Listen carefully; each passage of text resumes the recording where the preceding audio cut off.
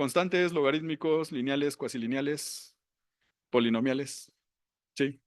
Si no, levanten la mano y pregunten, ¿no? Para eso son estos cursos. Y entonces, pues a ver, déjenme mostrarles algunos resultados de la planeación.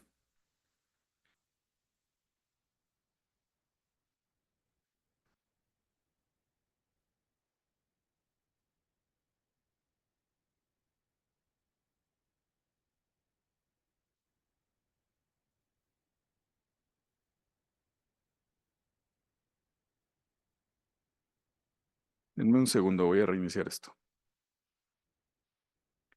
Cuando estén haciendo robots, siempre procuren tener.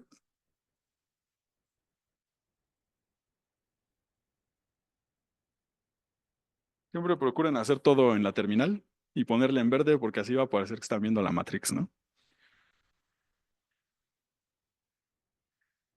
Y aunque estén, perdón,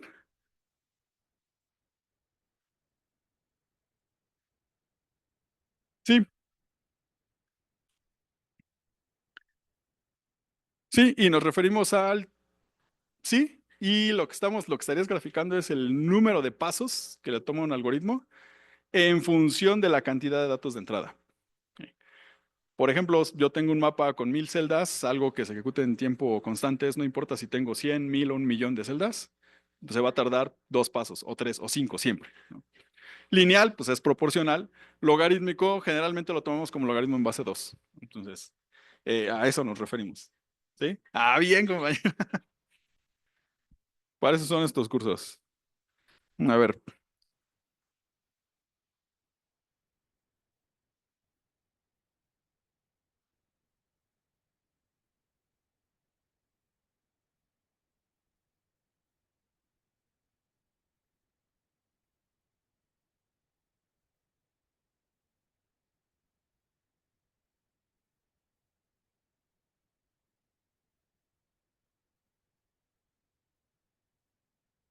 vale. Entonces, esto es una de las rutas. Si se fijan, se ve ya como más suavecita. Ahorita regresando del coffee break, vemos cómo hacerle porque, o sea, ahí ya tengo una ruta planeada. Ventaja de A estrella, eh, mientras yo lo mande a un punto donde sí se pueda llegar, seguro lo va a encontrar. Desventaja, pues requiere un mapa, requiere celdas de ocupación, a fuerza. Se puede hacer con otras cosas, sí, pero este es el más efectivo y es el que ya está bien probado y funciona. Pero bueno, A estrella me va a ir generando, como uso celdas de ocupación y como tengo conectividades 4 u 8, pues siempre me va a generar rutas así, pues esquinosas.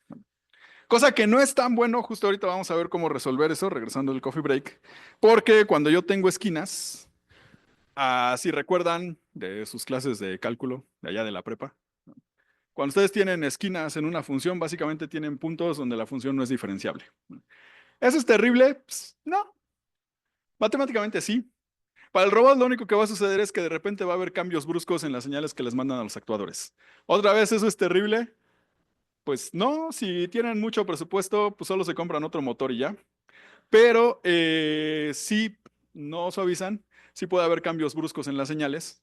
Y aunque por la inercia del motor, si ustedes le están mandando cambios bruscos al motor, por la masa del robot, a veces ustedes no lo notan, pero bueno, el robot, el motor se va desgastando, o el actuador que vayan usando. Entonces siempre es conveniente mandar señales pues, más suaves. Entonces, ahorita regresando del coffee break, sí es a las 12 ahorita, ¿no? Entonces, ahorita regresando del coffee break, vemos cómo suavizar esto para que quede pues no tan esquinoso, que no haya cambios, que no haya discontinuidades, ¿no? Y después de eso, bueno, ya ahorita ya se movió, pero hasta ahorita hemos visto cómo representar el ambiente, cómo planear rutas. Lo que sigue es ya nada más diseñar unas leyes de control muy sencillas para que ahora sí, si ya sé por dónde se tiene que mover, qué señales de control le tengo que mandar a los motores para que el robot efectivamente se mueva por ahí. Entonces, eso es lo que sigue. Y regresando al coffee break, también vamos a ver, bueno, hasta ahorita, pero he supuesto que conozco la posición del robot. Entonces, lo que sigue es, bueno, ¿cómo le hago para saber la posición del robot? A lo mejor la respuesta sería, pues ponle un GPS. Sí y no. Si le pongo un GPS, pues por acá, en este lado del mundo, vamos a tener un error de, ¿qué les gusta? Un metro. Que si yo pongo a navegar el robot por acá, un error de un metro sí es terrible, ¿no? Entonces, y además necesita infraestructura externa. Y lo que decía hace rato el doctor Savage, si yo de veras quiero desplegar robots en casas, pues va a ser más complicado si yo le digo a alguien, sí, pon tu robot, pero tienes que poner cámaras infrarrojas y ponerle marcas a tu robot para localizarlo, ¿no? Entonces, lo que vamos a hacer es localizarlo solo con el sensor de a bordo, ¿no? Con la cámara o con el sensor láser. Entonces, sí, sí es un problema localizar al robot. Y ya después de eso vamos a ver ya nada más cómo evadir obstáculos, porque hasta ahorita pues es supuesto que no hay nada en medio, o sea, el mapa representa fielmente el ambiente, pero ¿qué pasa si hay una persona caminando por aquí? Pues no está en el mapa, pero tengo que tomarla en cuenta, ¿sale? Entonces, pues vamos al coffee break, regresamos en 15 minutos y seguimos con esto.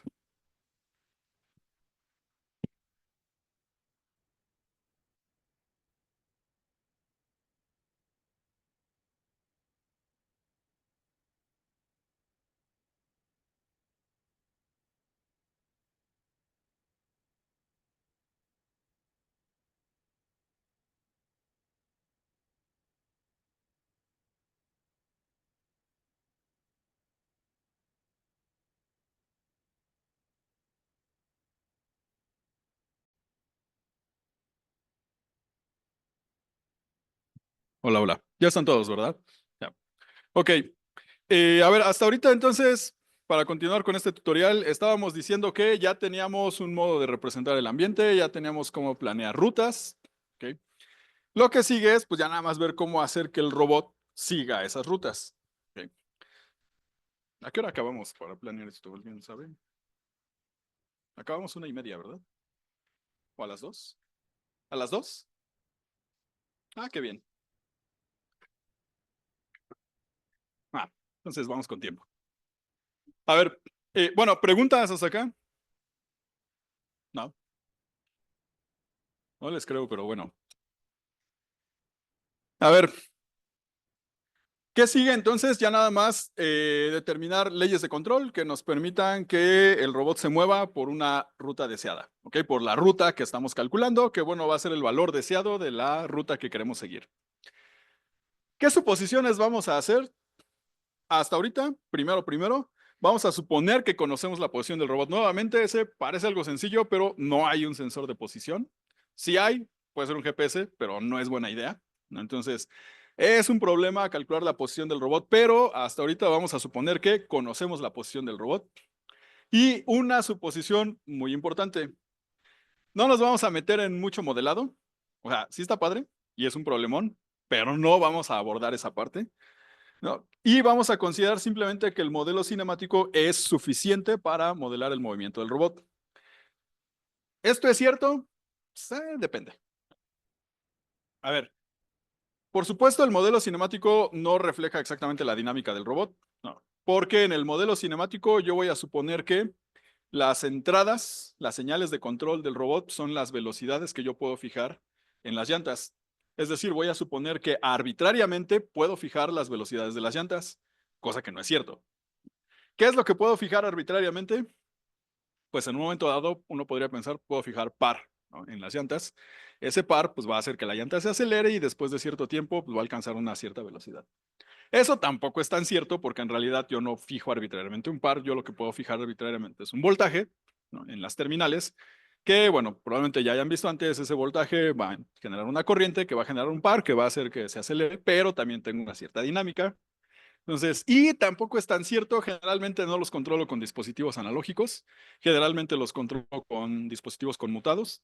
Entonces, en realidad lo que yo puedo fijar de a de veras en el robot es el tiempo en el que está polarizado y el tiempo en el que está apagado el motor, ¿no? De modo que a la vez me emula una señal de voltaje analógica que hace que se produzca una corriente, que hace que la llanta se acelere, que hace que al final alcance una velocidad terminal. Entonces, todo esto sucede y todo eso me lo estoy brincando. Entonces, yo estoy suponiendo que puedo fijar arbitrariamente la velocidad a la que gira una llanta.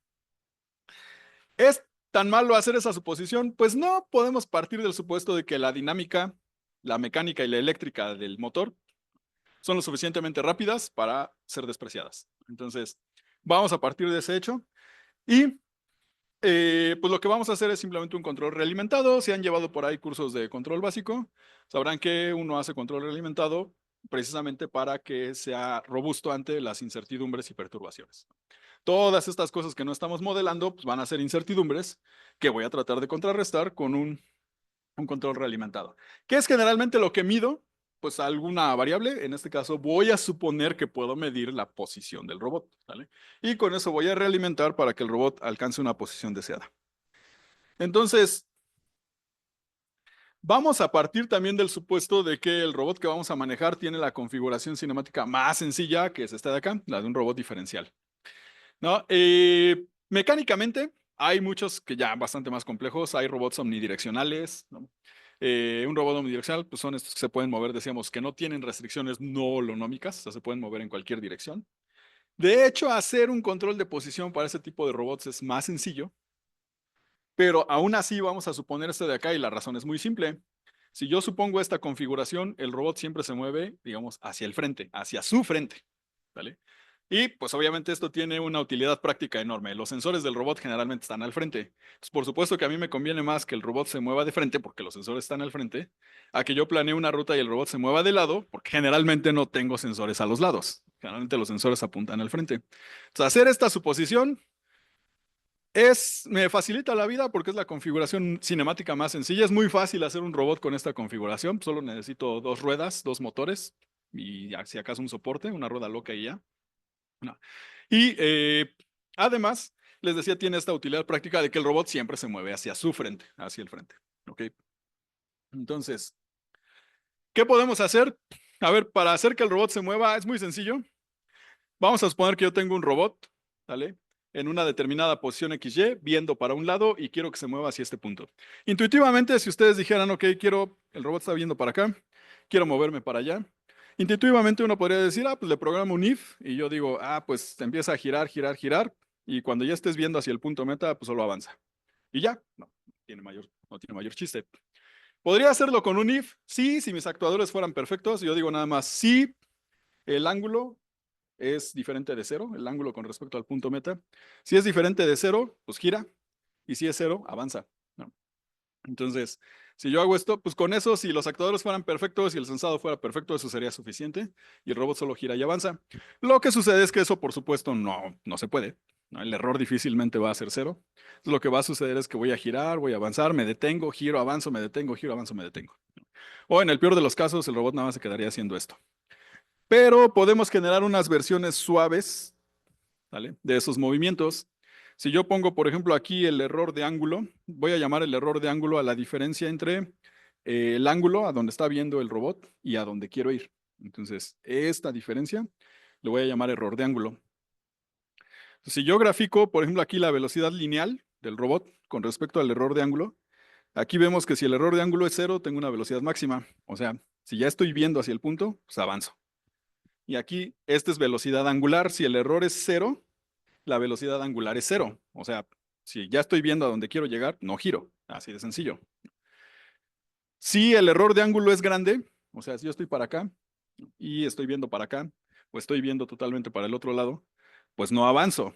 Si el error de ángulo es grande, no avanzo. Solo, si el error de ángulo es grande, solo giro. ¿Vale? Entonces, realmente esas gráficas son las versiones suaves de este movimiento de si ya estoy viendo hacia el punto meta, avanza y si no, pues gira. ¿Vale? Pero esa es una versión suave. Son unas funciones muy conocidas. Seguramente ya habrán visto que es una campana de Gauss, ¿no? Esa de allá es una función sigmoide con algunas cuantas constantes, nada más para ajustarlo a los requerimientos, ¿no? Entonces, con este par, si yo calculo así mi velocidad lineal, ¿vale? Y mi velocidad angular, mi velocidad lineal como una gaussiana en función del ángulo, el error de ángulo, y mi velocidad angular como una sigmoide, ¿vale? En función del error de ángulo. Con eso el robot va a llegar. Como dicen esos libros que caen mal, se deja al lector la demostración de que eso va a converger al punto meta, pero sí converge al punto meta, ¿de acuerdo? Entonces, de ahí acérquense a su controlero favorito para que les ayude a ver que eso efectivamente va a converger, ¿no? al punto meta.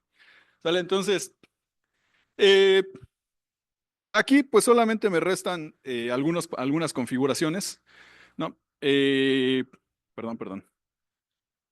Aquí en mi gaussiana, ¿se acuerdan? Una gaussiana es E a la menos x cuadrada, nada más que ahora x es el error de ángulo. Y pongo aquí esta constante. ¿Para qué me van a servir estas constantes que pongo acá? Pues nada más para ver qué tan rápido va a variar ¿vale? La velocidad, las velocidades lineal y angular, qué tan rápido van a variar cuando varía el error de ángulo, ¿no? Entonces, si yo pongo una alfa pequeña, me va a quedar esta gráfica y lo que va a suceder es que tantito crece el error de ángulo y ¡fum! El robot se detiene. Y aquí tantito crece el error de ángulo y ¡fum! Luego se dispara la velocidad angular. Si yo pongo constantes grandes, por ejemplo aquí no está alfa, aunque varíe mucho el error de ángulo, realmente la velocidad lineal no decrece tanto. Y si aquí el error de ángulo es grande, con una beta grande, pues igual la velocidad angular no crece tan rápido.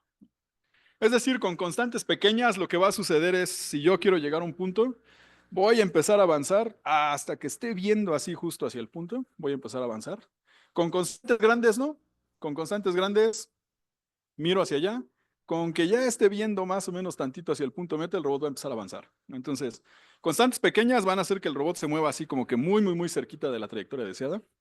Constantes grandes van a hacer que el robot describa así como que curvas medio grandes, ¿vale? Para llegar, ¿no? Al punto meta. Ambas son útiles. Constantes pequeñas son útiles para cuando quiero seguir muy de cerca la trayectoria del que yo planeé con la estrella, ¿vale? Desventaja, si yo empiezo a poner muy, muy, muy pequeñas alfa y beta, el robot va a empezar a tener esta cosa que le llaman chattering, ¿no? O sea, va a empezar a oscilar porque va a cambiar muy rápido, ¿vale? La velocidad lineal y la angular va a pasar muy rápido de cero a un valor máximo. ¿Ok? Entonces, constantes muy pequeñas hacen que el robot siga bien la trayectoria. Demasiado pequeñas me producen oscilaciones. Constantes grandes hacen que las señales de control sean más suaves, que haya menos cambios bruscos. Desventaja, pues el robot puede alejarse más de las trayectorias deseadas. ¿Ok? Entonces, ahora, desventaja de estas de acá. Si se fijan aquí, en ningún momento aparece la distancia al punto meta en estas ecuaciones, ¿no? Es decir, solo estoy calculando esas velocidades en función de qué tanto estoy viendo hacia el punto meta. ¿Sí? En ningún momento aparece ahí la distancia al punto meta, ¿vale? Ni tampoco aparece nada con que quiero acelerar o nada. A ver, si yo digo, a ver, robot, muévete para allá y aplico esas leyes de control, pues el robot se va a dar un arrancón.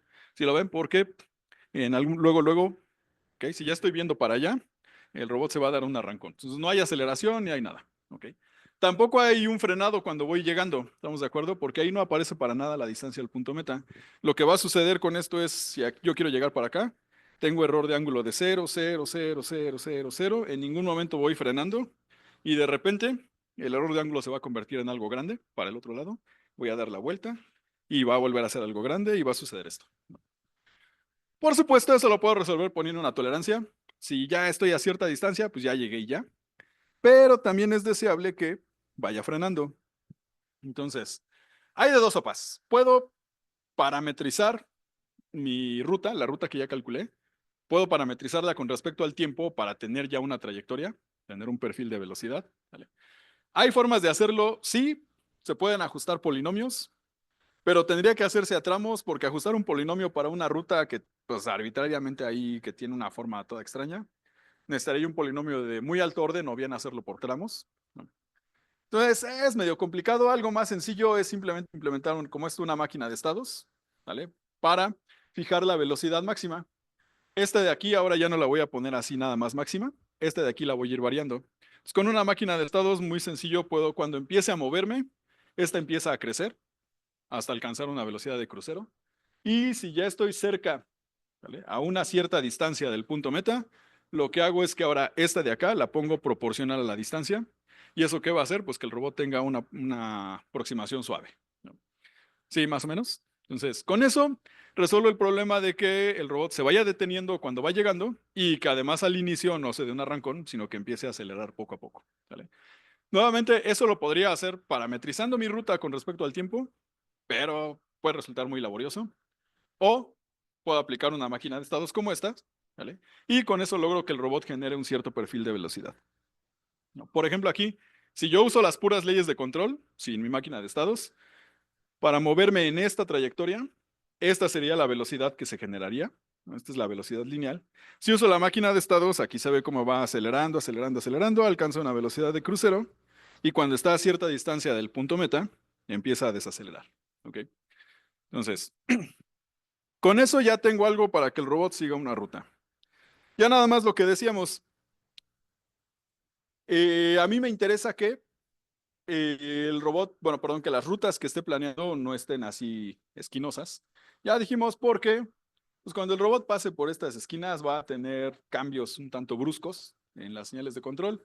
Y aunque para el usuario a lo mejor eso no es notorio, y si ustedes no tienen un ojo experto tampoco lo van a notar, pero sí va a haber unas variaciones ahí en las señales de control que van a hacer que los motores duren menos. Ya si tiene mucho presupuesto, pues no pasa nada. Si no, hay que cuidar esos motores. Entonces, por supuesto, yo querría que si a Estrella ya me planeo una ruta como esta, como la ruta verde, pues yo quisiera encontrar algo que me diera una ruta como esta de acá. Esta azul. Hay varias formas de hacer eso. Si han usado, por ejemplo, Photoshop y han recortado, han usado la herramienta esta de las tijeras inteligentes, ustedes van marcando puntos, ¿no? Landmarks, y les ajusta una línea, ¿no? Eso, según sé, lo hace con unas cosas llamadas splines. Las splines son simplemente funciones polinomiales definidas a tramos, ¿no? Entonces, generalmente se usa un polinomio de tercer orden para cada par de puntos. ¿Por qué un polinomio de tercer orden? Porque un polinomio de tercer orden tiene 4 parámetros. Entonces yo puedo fijar 4 restricciones. Es decir, puedo fijar posición inicial y final y puedo fijar derivada inicial y derivada final para que no queden esquinas. Entonces puedo ajustarlo con splines. Aquí igual yo podría ajustar un polinomio por cada par de puntos. Pero bueno, no lo vamos a hacer así. No. Vamos a usar otro enfoque, que es un enfoque de optimización. Entonces, lo que vamos a hacer es plantear una función de costo y luego vamos a minimizar esa función de costo para que la ruta suave sea la que minimice esa función de costo. Y la función de costo que vamos a plantear es esta. Fíjense, los puntos negros, imagínense que son la ruta que me dio a Estrella. ¿Vale? Está esquinosa, está de acá. Y los puntos azules son los que yo querría que me diera al final. ¿Vale? ¿Cuál va a ser mi función de costo? Mi función de costo va a ser la suma de dos distancias. La distancia entre un punto de la ruta suave y el respectivo punto en la ruta original, que serían estas flechitas rojas. ¿Vale? Entonces, mi función de costo va a ser la suma de estas distancias rojas, ¿vale? Más la suma de las distancias verdes. Las distancias verdes son la distancia entre un punto y el que sigue. ¿Vale? A ver, espero que todo el mundo vea que entre más pequeña sea la suma de distancias verdes, más grande va a ser la de las rojas. ¿Sí? Porque ¿cuál sería el mínimo de las distancias verdes? Pues la línea recta. Pero si yo ya tengo una línea recta, ya tengo una ruta que es muy diferente a la original y entonces estas rojas serían muy grandes. ¿Sí? Igual, ¿cuál sería el mínimo de las distancias rojas? Pues el mínimo de las distancias rojas sería que me quedara una igual a la original, pero ahora las distancias verdes serían más grandes. ¿Sí? Entonces, si se fijan, cuando este crece, este decrece, y cuando este crece, este decrece. ¿Sí? Entonces, si yo tomo como función de costo la suma de estos dos, pues el mínimo va a quedar en algún punto intermedio. ¿Cómo fijo ese punto intermedio? Pues con unas constantes. Aquí pongo alfa y beta, y con esas constantes, pues estoy diciendo cuánto peso le doy a este, cuánto peso le doy a este, para que el punto mínimo, ¿vale? La ruta que minimice esta función de costo, ¿vale? Me quede, pues, a gusto, ¿vale? O sea, yo puedo decir, pues la ruta que minimiza puede ser esta, o puede ser algo más pegado a la original, o puede ser algo mucho más suave, ¿vale? Eso va a depender de qué, pues de las constantes que yo ponga aquí, ¿sale? ¿Dudas hasta ahí? Ahora, ¿cuáles son los argumentos de esta función de costo? Todo el mundo está de acuerdo, es una función escalar de variable vectorial, ¿no? Entonces, es un escalar que es la suma de estos costos. La variable vectorial, ¿cuál es? La ruta, ¿vale? La ruta a suavizar. El conjunto de puntos x, y de cada uno de estos puntos de la ruta suave es el argumento, ¿vale? A encontrar que minimice esta función de costo. O sea, hay que encontrar estos puntos P, ¿sí? ¿Dudas hasta ahí? Entonces, ¿cómo encuentro el mínimo de esa función? Pues ya saben, podría aplicar la de la prepa, ¿no? O sea, derivo, igual a cero. Es una función escalar de variable vectorial, entonces no tengo derivada, tengo gradiente. Entonces, ¿qué puedo hacer? Saco el gradiente, igual a cero, ¿no? O sea, al vector cero. Resuelvo.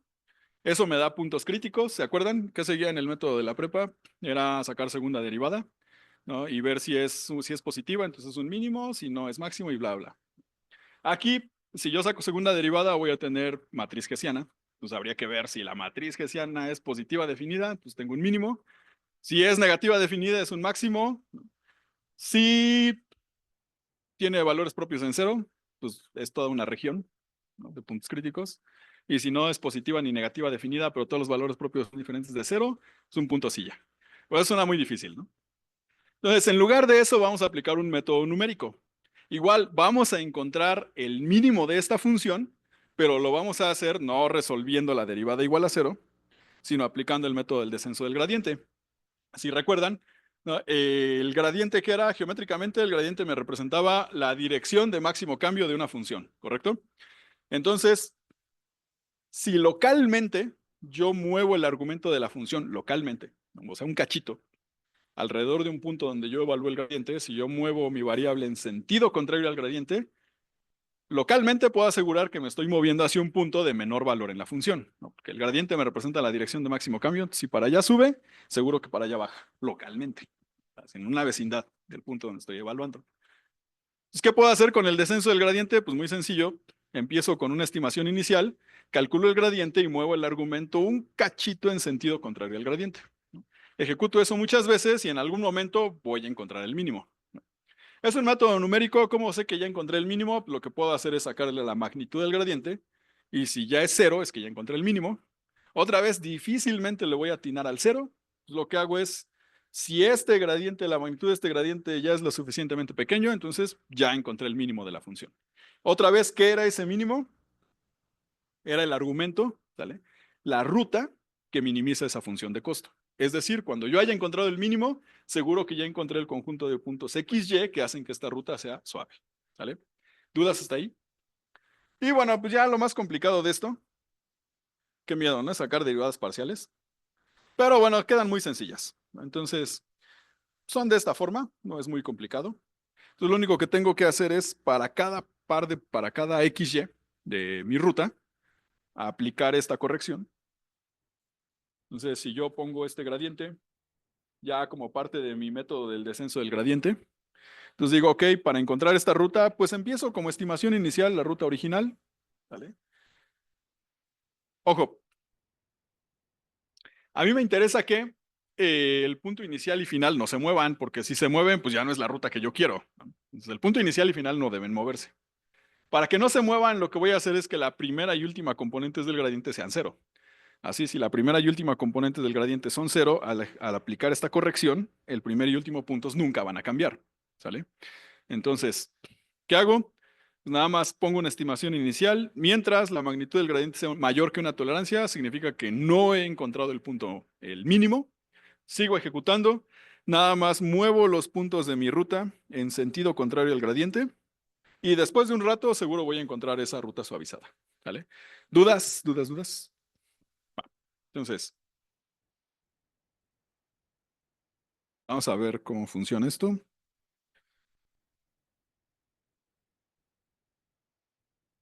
Segundo.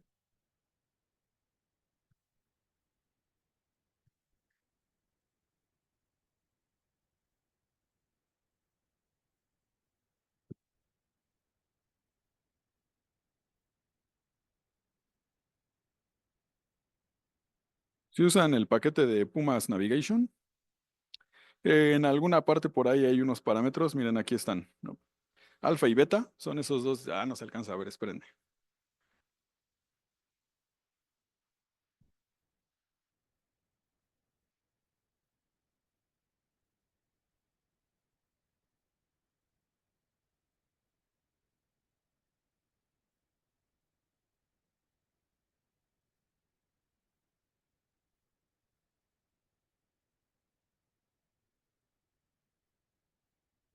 Ya no se ve como la Matrix, pero ya se ve mejor. Están ahí esos alfa y beta, ¿no?, que son precisamente estos dos constantes, son las que acabamos de ver, ¿no? Entonces, uno le da mayor ponderación. Entre más grande sea este y más pequeño este, va a ser más suave la ruta. Ahorita lo probamos. Y entre más grande sea este y más pequeño este, se va a parecer más a la original. Entonces, déjenme correr esto.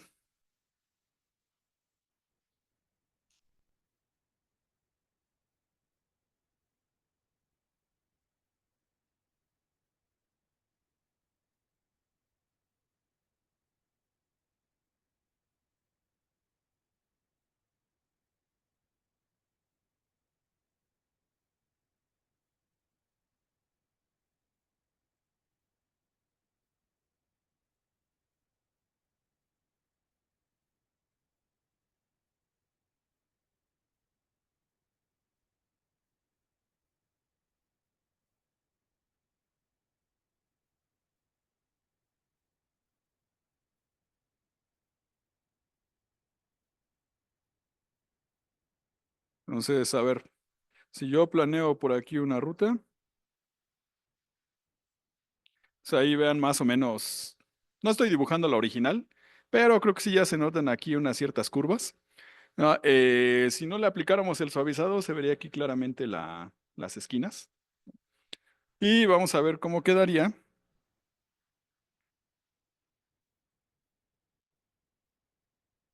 si le aplicamos, espérenme,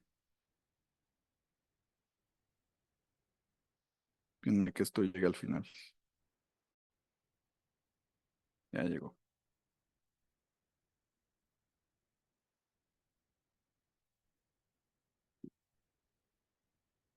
Vamos a ponerle, por ejemplo, aquí algo más pequeño, 0,1.99. Eso debería dar rutas mucho más suaves.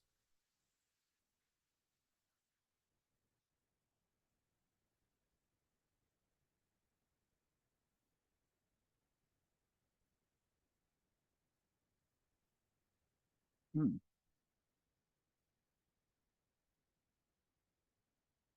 pero tengo un robot perdido.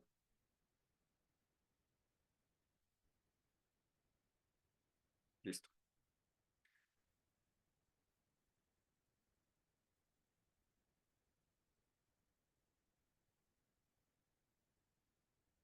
Y a ver, a ver si se alcanzó a ver. No, ya tengo una ruta todavía mucho más, sí, mucho más suave. ¿Vale? Entonces, con ese par de parámetros, puedo ajustarlo. No tengo que, si les digo, si lo hiciera por splines, la desventaja de hacerlo por splines con estos, con una ruta calculada con una estrella, es que yo tengo aquí un montón de puntos, entonces me iba a dar una cantidad de polinomios enorme, porque estas rutas pues suelen tener cientos o miles de puntos de largo. Entonces, hacerlo por splines iba a resultar en muchos polinomios, y como verán, hacerlo por este enfoque desde el punto de vista de optimización, pues no es tan lento, es más o menos rápido. No lleva, a pesar de que estoy usando un algoritmo iterativo, no estoy usando este descenso del gradiente para que llegue, perdón, para encontrar la solución, pues en realidad no es tan lento, ¿no? La computadora lo hace bastante rápido. ¿Dudas hasta acá? No. Ok. Entonces, ahora sí. Eh, ¿Cómo le hacemos? Hasta ahorita hemos supuesto que conocemos la posición del robot. ¿Cómo le hacemos para de veras estimarla? Hay varias formas, ¿no? Uno podría pensar que al final estoy usando un modelo cinemático, entonces lo que le estoy mandando a los motores, bueno, a las llantas, son velocidades. Entonces uno podría pensar, pues a lo mejor basta con que integre las velocidades y eso me va a dar posición. Y sí, podría funcionar. O sea, si yo conozco las leyes de control, o sea, conozco la velocidad que le estoy mandando a las llantas, si yo nada más las integro con respecto al tiempo, sí, al corto plazo, efectivamente, con eso es suficiente para estimar la posición del robot. Nada más integro la velocidad y me da posición. ¿Sale? Entonces, ese podría ser una primera aproximación y de hecho ese método se le conoce como odometría. La odometría no es otra cosa más que estimar una posición simplemente integrando las velocidades de los actuadores. ¿Ok? Eso es la odometría. ¿Cuál es el problema? Que, por supuesto, como solo estoy integrando, si yo tengo pequeños errores, que siempre los voy a tener, porque la llanta no mide lo que yo creo, porque el robot no se movió lo que yo creo que se movió, porque se patinó un poco, porque se bajó la batería y ya la llanta no giró a la velocidad que yo creía. Por muchas razones, todo ese error se va acumulando y ese error se va integrando. Entonces, si voy integrando ese error, pues en realidad el error acumulado en la posición crece indefinidamente. Entonces, al corto plazo sí es una buena opción. No, si yo quiero medir desplazamientos de unos cuantos metros, me funciona bastante bien la odometría, pero si ya quiero localizar al robot, ya no es una buena idea en un ambiente complejo, ¿sale? Entonces, ya dijimos, hacerlo así nada más por odometría no es posible porque hay incertidumbre tanto en la estimación inicial. Ah, y otra cosa, para que funcionara esta integración, yo necesitaba conocer perfectamente la condición inicial de la posición del robot. Si no conozco la condición inicial, pues el error se me va a ir acumulando y nunca voy a poder localizar al robot. ¿Ok? Entonces, no podemos simplemente localizarlo con odometría, es decir, nada más integrando las velocidades de las llantas. ¿Por qué? Porque tenemos incertidumbre tanto en la estimación de la posición inicial como en la ejecución de cada movimiento. Y entonces, es decir, el robot pierde información sobre su posición en cada movimiento. Entonces, pues vamos a tomar otros enfoques. Hay varias formas, varios tipos de localización, pero una forma de clasificar los algoritmos de localización es si son locales o globales.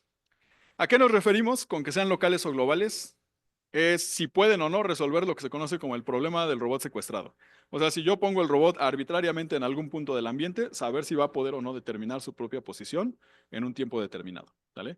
Y bueno, la localización local no lo resuelve. ¿Vale? La localización local se le llama así porque yo requiero una estimación inicial cercana a la posición inicial real del robot. ¿Qué es cercano? Pues depende del algoritmo, depende de los sensores, depende del tamaño del ambiente, depende de muchas cosas, pero en general necesito una estimación más o menos buena de la posición inicial real, ¿sale? Suele ser menos costosa computacionalmente y un método muy común, ahorita lo vamos a ver, es el filtro de Kalman extendido. No. Entonces, la localización global, esa sí puede resolver el problema del robot secuestrado, es decir, debería poder converger a la posición del robot para cualquier estimación inicial, ¿vale? Suele ser computacionalmente más costosa y un método muy común son los filtros de partículas, ¿ok? Ahorita vamos a ver los dos, filtro de Kalman y filtros de partículas, y vamos a ver que ambos son dos casos particulares de unas cosas llamadas filtros bayesianos. Entonces, voy a usar un enfoque probabilístico. ¿Por qué uso un enfoque probabilístico? Pues para poder lidiar con la incertidumbre. Es inherente al robot que yo tenga incertidumbre tanto en la medición como en el movimiento. Entonces, los sensores tienen incertidumbre, el movimiento tiene incertidumbre. ¿A qué nos referimos con incertidumbre? Pues que tiene ahí una señal de error aleatoria, una señal que no puedo conocer. Puedo caracterizar, sí, pero no la puedo conocer. Si la pudiera conocer, pues nada más se la resto y ya, ¿no? ¿Para qué le hago tanto rollo? Entonces, pues es una señal de error que no es una señal aleatoria, no puedo saber cuánto vale, la puedo caracterizar, pero no puedo saber cuánto vale, ¿vale? Y entonces, para lidiar con estas incertidumbres es que tomamos el enfoque probabilístico, ¿de acuerdo? ¿Qué es lo que buscamos? Pues si estamos tomando un enfoque probabilístico, lo que buscamos es obtener una distribución de probabilidad que me modele la posición del robot, ¿vale? Entonces ya no voy a llevar, nada más, no voy a predecir dónde está el robot, sino voy a tratar de obtener una distribución de probabilidad que me diga eso. ¿Cuál es la probabilidad de que el robot esté en un determinado punto? Por supuesto, para toma de decisiones, para planear rutas, para todo, lo que puedo hacer es tomar la posición con mayor probabilidad. ¿Estamos de acuerdo? Pero al final lo que voy a hacer es obtener una distribución de probabilidad que me modele, ¿vale? La posición del robot. ¿De acuerdo? ¿Dudas hasta acá? Entonces, eh, en general, los métodos probabilísticos de localización, ¿vale? Van a tener dos pasos, una etapa de predicción y una etapa de actualización. ¿Qué es la etapa de predicción? Como su nombre lo dice, es yo necesito un modelo de movimiento, necesito un modelo del mundo, o sea, un mapa, ¿vale? Un modelo de movimiento. Y con base en esos modelos voy a predecir qué debería medirme el sensor.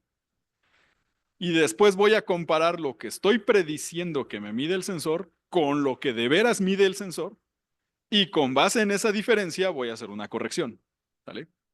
¿Dudas hasta ahí?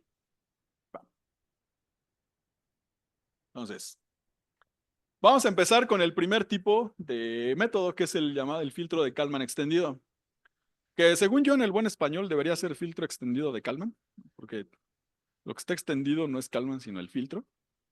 Pero bueno, todo el mundo dice filtro de Kalman extendido, así que digámoslo así. ¿Ok? Entonces, es un tipo de filtro bayesiano. No. Si le preguntan a un computólogo, les va a decir que el filtro de Kalman es un caso particular de un filtro bayesiano. Si le preguntan a un controlero, les va a decir que es un caso particular de un observador. Ambas cosas son ciertas, ¿no? Simplemente se obtienen desde puntos de vista diferentes. Ambas cosas son ciertas. ¿Ok? Al final, si lo ven desde el punto de vista probabilístico, es un filtro bayesiano porque han escuchado el teorema de Bayes, ¿sí, no? Tienen cara de que no. No, nunca han escuchado el teorema de Bayes. Teorema de Bayes. A ver, por ahí. ¿Qué habían escuchado? Sí, sí, sí.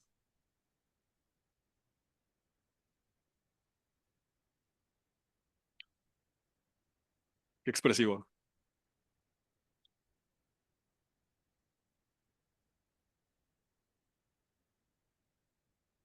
Bueno, pero por lo menos había oído, el compañero lo había de mencionar.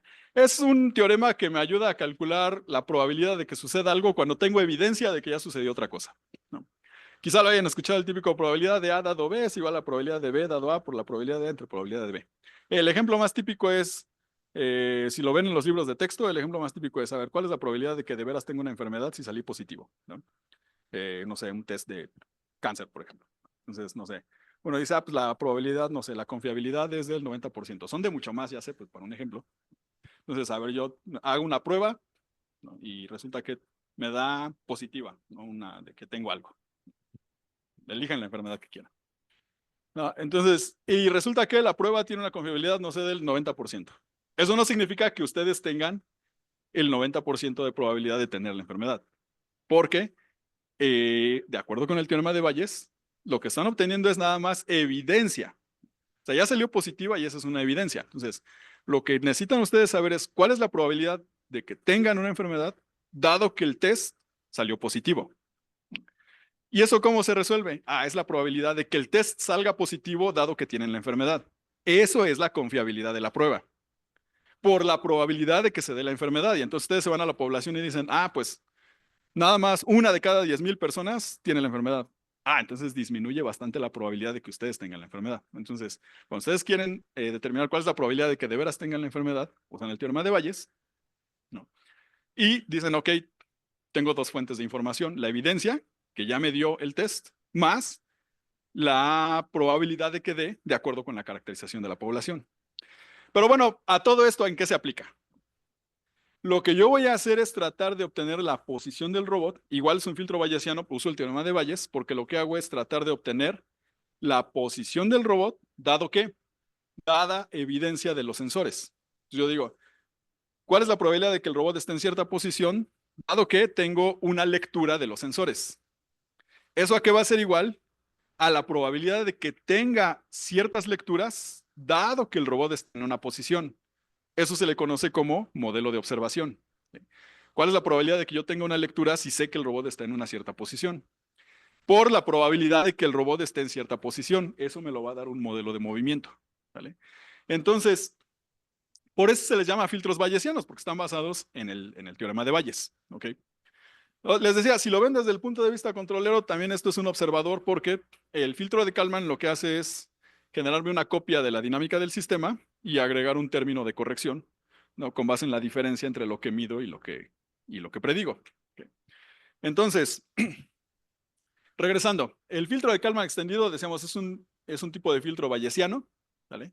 Que supone, esta es una cosa bien importante, el filtro de Kalman supone una distribución normal. ¿De eso sí se acuerdan? Sí, ¿no? Ya está la campana de Gauss. Entonces, el filtro de Kalman supone que la distribución de probabilidad de la posición del robot es una distribución normal. Y hacer esta suposición hace que calcular el filtro sea mucho más ligero, computacionalmente hablando. Okay. Entonces, esta posición del robot es una variable aleatoria que se distribuye normalmente. ¿Cuál es la media? La media va a estar dada por este modelo de movimiento y la varianza va a estar dada por este ruido. Este término que yo agrego aquí le llamo ruido de proceso y es una variable aleatoria con media cero y una varianza conocida. ¿Okay?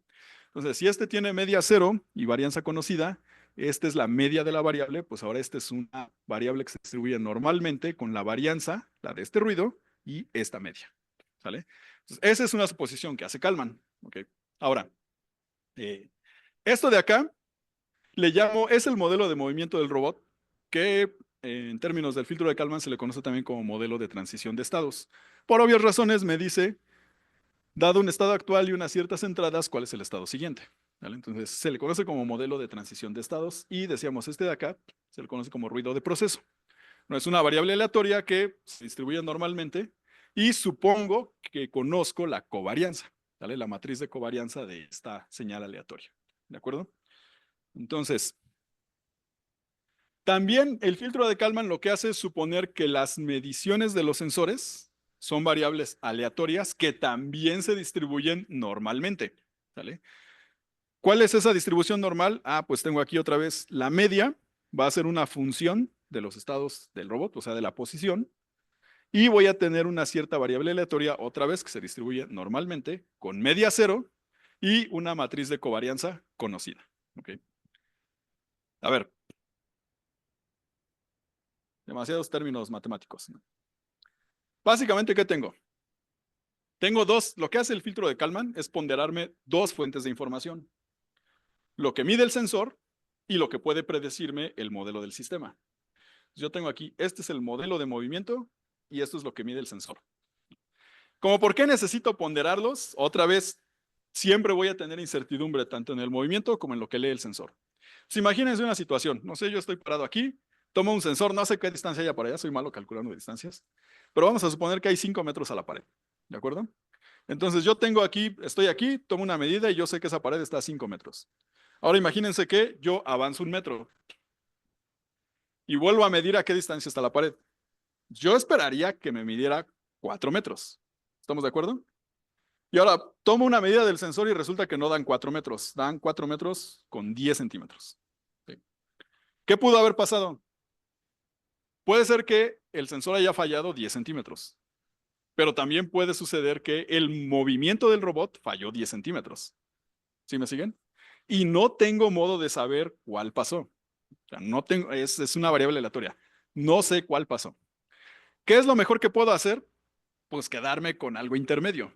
Voy a decir, ok, si quedamos que me muevo 1 metro, mido y son 4, debería medir 4 metros, pero medí 4,10.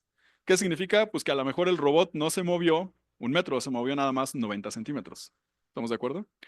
Si supongo que el sensor es perfecto y el modelo de movimiento es malo, se movió 90 centímetros.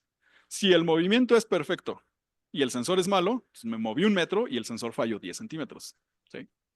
No tengo modo de saber cuál es cuál. Entonces, ¿qué va a hacer el filtro de Kalman? Darme una ponderación, algo entre ambos. ¿Vale? ¿A cuál le doy más peso? Pues al que funcione mejor. ¿Y cómo sé cuál funciona mejor? No tengo un modo exacto de saberlo, pero sí tengo un modo de caracterizarlo, que son las covarianzas de estos de acá. Si este tiene una matriz de covarianza grande, significa que este varía mucho. Es decir, el modelo de movimiento es poco confiable, tiene mucha incertidumbre. Si este de acá es grande, entonces el que es malo es el sensor. ¿Sí? Entonces, ¿qué tendría que hacer? Si este es pequeño y este es grande, pues significa que el modelo es mejor que el sensor. Entonces le hago más caso al modelo. Y al revés, si este es grande y este es pequeño, significa que el sensor es bueno y el modelo no tanto. Entonces me conviene más hacerle más caso al sensor. ¿Estamos de acuerdo? Entonces, no es una ponderación así nomás sencillita, así. Qué pregunta tan incómoda. Eh, a ver, buena pregunta.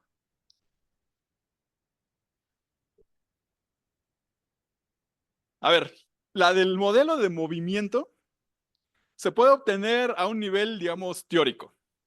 Generalmente lo que hago es englobar aquí todo lo que no modelo. Por ejemplo, decíamos que el robot se está moviendo con base en un modelo cinemático. Yo estoy suponiendo que el modelo cinemático es suficiente, pero ya dijimos que eso no es cierto, porque hay una dinámica, una parte mecánica y una parte eléctrica. Entonces, podría desde un punto de vista teórico decir más o menos en cuánto andan las incertidumbres, ¿vale? Que me va a generar el hecho de que yo aquí solo la parte cinemática y no toda la parte dinámica. Eso es una. Okay. O pueden hacerlo experimentalmente. O sea, le mandan comandos de movimiento a su robot y se fijan cuánto se mueve de a de veras. Esa es otra. Ojo, ese es el modelo del movimiento, ¿eh? Porque aparte hay que caracterizar el sensor. Este sí se puede obtener más fácil experimentalmente, porque ustedes pueden tomar una medida de referencia que también va a tener incertidumbre, pero pueden tener una medida de referencia y con base en esa medida de referencia calcular el error que les está calculando el sensor, que les está dando el sensor, y sacar una estadística y con eso sacar su matriz de covarianza. O pueden confiar en el fabricante y el fabricante generalmente les dice, a ver, de tal a tal medida les va a dar tal error, entre tal y tal cosa les va a dar tal error. Entonces, otra es con lo que da el fabricante. Pero bueno, pues la verdad es que pues creo que no hay un método exacto, pero sí lo más sencillo es obtenerlos experimentalmente. O sea, no hay de otra para obtener esto. Ponerse a mover a su robot o lo que estén midiendo, tomar datos del sensor, compararlos con un valor real. Otra vez no hay un valor real, pues si no sé dónde está, por supuesto que no puedo tener un valor real. Pero tomo algún valor de referencia O sea, pararse en el piso ustedes y medirle así con 1 metro y ver cuánto se movió, compararlo con el sensor y a partir de ahí sacar la matriz de covarianza. ¿Sí te convence, Lorena? Bueno, la verdad es que depende mucho del tipo de sistema que estén poniendo, ¿no? Ya si están, no sé, si tienen un vehículo sin conductor, ya está más complicado, ¿no? Porque ¿cómo miden la posición de a de veras de un vehículo sin conductor? ¿No? Otra vez ya dijimos el GPS, no, pues el GPS es la que estoy tratando de corregir, entonces no la puedo tomar como de a de veras.